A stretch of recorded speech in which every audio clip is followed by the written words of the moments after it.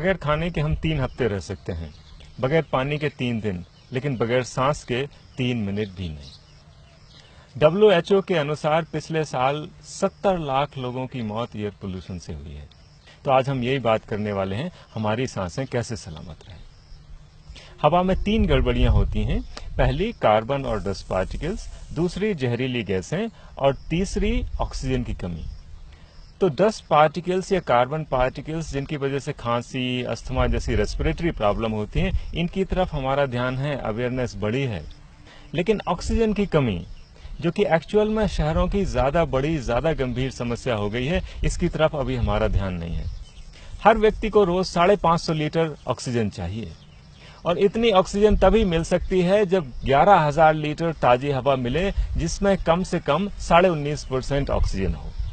अगर ऑक्सीजन का लेवल इससे कम हो तो एनर्जेटिक फील नहीं होता है, घुटन भी होने लगती है और शहरों में आजकल ऐसा काफी महसूस होता है। अगर ऑक्सीजन का लेवल ज्यादा गिर जाए तो शरीर के कई हिस्से काम करना बंद कर देते हैं। 10% पे दिमाग काम करना बंद कर देता है और 6% पे तो मौत हो जाती है। ऐसे कई केसेस हुए हैं जब लोग बाग कार के अंदर बच्चे को सोता हुआ छोड़ गए एसी ऑन करके, और जब लौट के आए तो बच्चा मरा हुआ मिला। एक और चीज जो आजकल काफी बढ़ रही है वो ये है कि जिनके घरों में एसी है उनके यहाँ कैंसर बढ़ रहा है, और इसका कारण भी ऑक्सीजन की कमी है।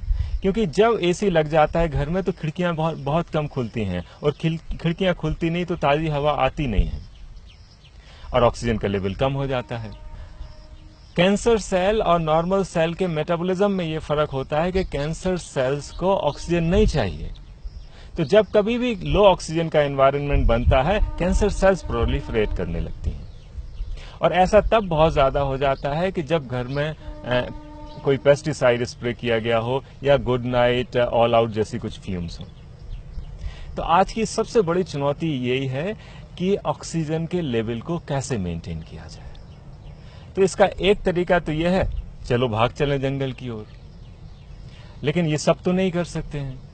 तो जो ये नहीं कर सकते हैं उनके लिए सुझाव नंबर 1 ये है कि घर में अगर एसी है तो उसे तुरंत निकाल के कबाड़ी को दे दें, क्योंकि जब तक एसी नहीं जाएगा खिड़कियां नहीं खुलेंगी, और जब तक खिड़कियां नहीं खुलेंगी तब तक 11,000 लीटर पर पर्सन हवा अंदर नहीं आएगी, और इससे कम हवा में काम नहीं चलेगा क्योंकि बाहर की हवा में ऑलरेडी ऑक्सीजन कम है। दूसरा काम यह करें कि घर में जितना भी गैर जरूरी सामान है वो जरूरतमंद लोगों को दे दें, क्योंकि जितना ज्यादा खाली स्पेस होगा उतना ज्यादा हवा के आने की, रहने की गुंजाइश बनेगी।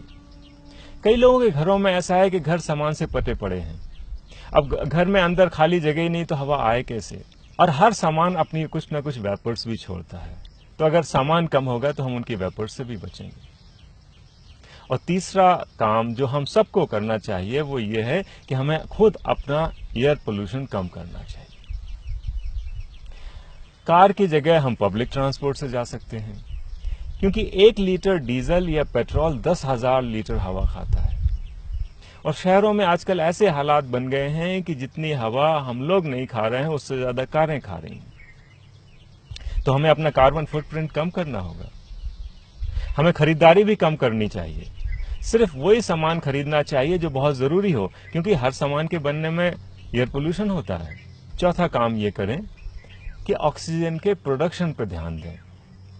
घर में आगे, पीछे, बालकनी में, छत पे, जहां कहीं भी जगह हो पेड़ पौधे लगा दें।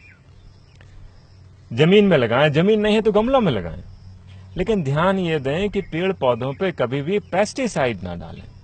कई लोग घर में बड़े बड़े गार्डन लगा लेते हैं और फिर पेस्टिसाइड डाल देते हैं, तो ऑक्सीजन के आने का जितना फायदा नहीं, उससे ज्यादा नुकसान हो गया पेस्टिसाइड का। और इस सब के बावजूद भी जंगल की सैर को जरूर जाएं, क्योंकि आफ्टर ऑल असली हवा तो वही है।